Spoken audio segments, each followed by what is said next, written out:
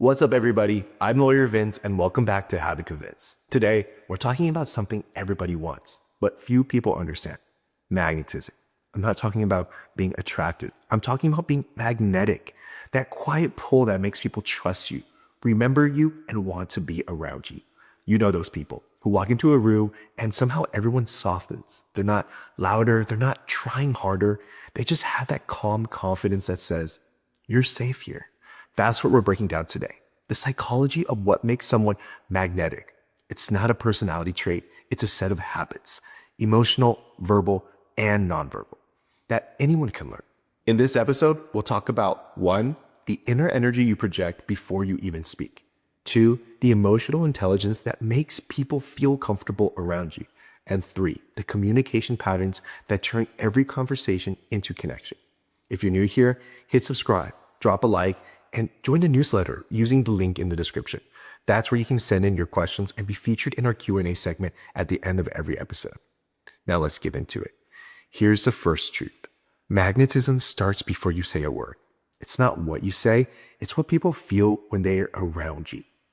That feeling comes from your energy regulation. If your energy says, "I'm tense, prove yourself to me," people tense up.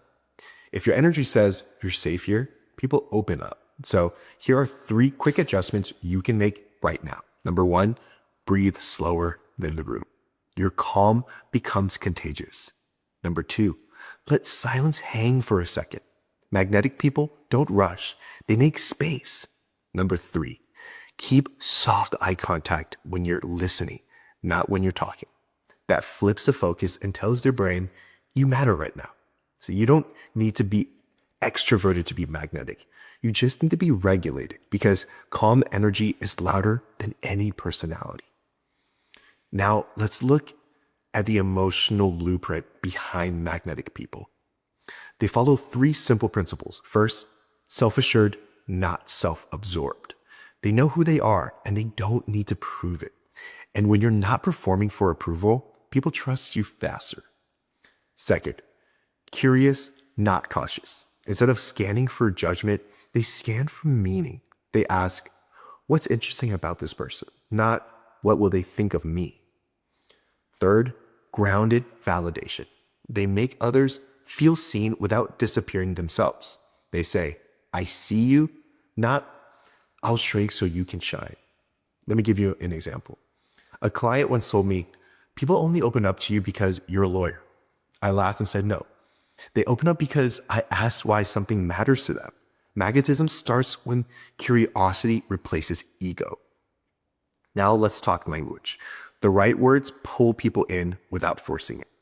Here are 3 categories of phrases that create instant connection. 1, permission statements. Say, I might be wrong here, but can I offer an observation? It shows humility first, which lowers resistance and earns attention. 2, effort recognition. Say, I can tell you put a lot of thought into that. See, that validates their effort, not just the result. And that hits identity level respect. 3, future framing. Say, I'd love to keep the conversation going. Maybe we can grab coffee and swap ideas.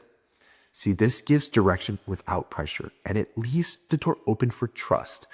Every one of these phrases does the same thing. They make people feel valued, not analyzed. That's the language of magnetism. Now let's talk about nonverbal magnetism. See, your body speaks before you ever open your mouth. And here are 3 things I want you to remember. 1, use micro expressions. See, a small, genuine smile while listening signals warmth and confidence. 2, tilt your head slightly while someone's talking. That tiny movement shows empathy. It literally reads as curiosity. And 3, keep your posture open. Shoulders relaxed, palms visible. The brain reads that as safety. And remember, mirroring is earned, not forced. When you're truly engaged, your body naturally syncs with theirs. That's rapport at the biological level. Now, let's shift gears. I want to talk about the magnetic mindset. So here's a mindset shift that changes everything. Be interested enough to notice and secure enough to not need. Magnetic people don't chase approval. They create gravity.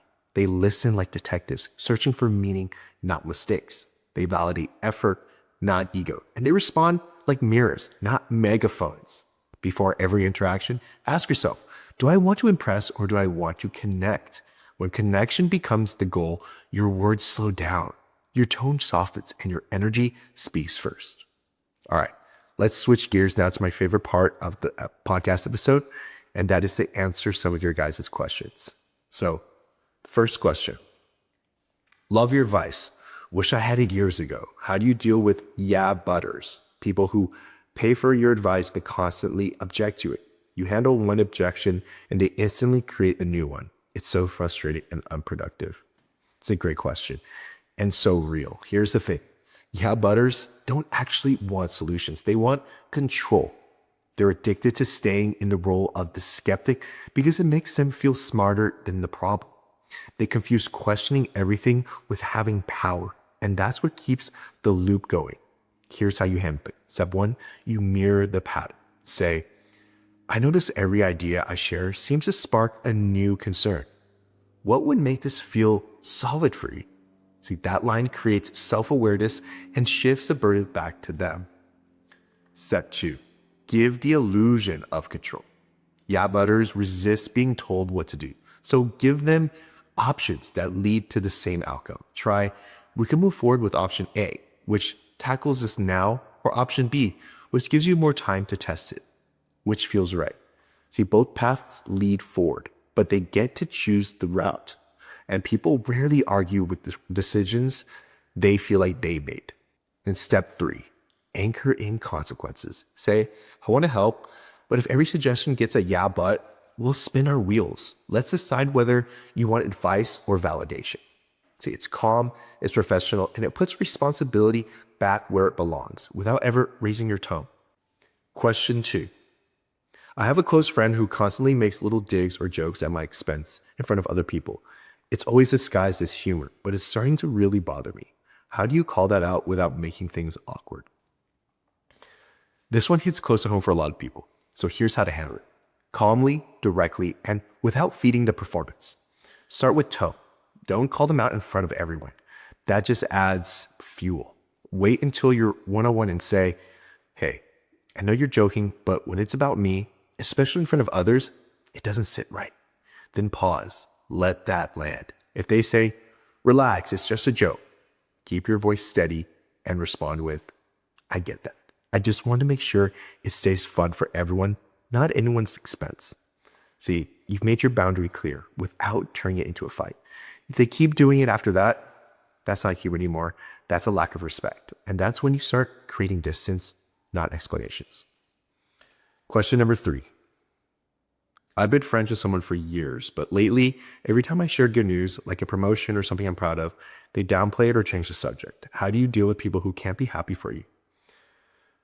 This one stings because it's not about envy, it's about emotional immaturity.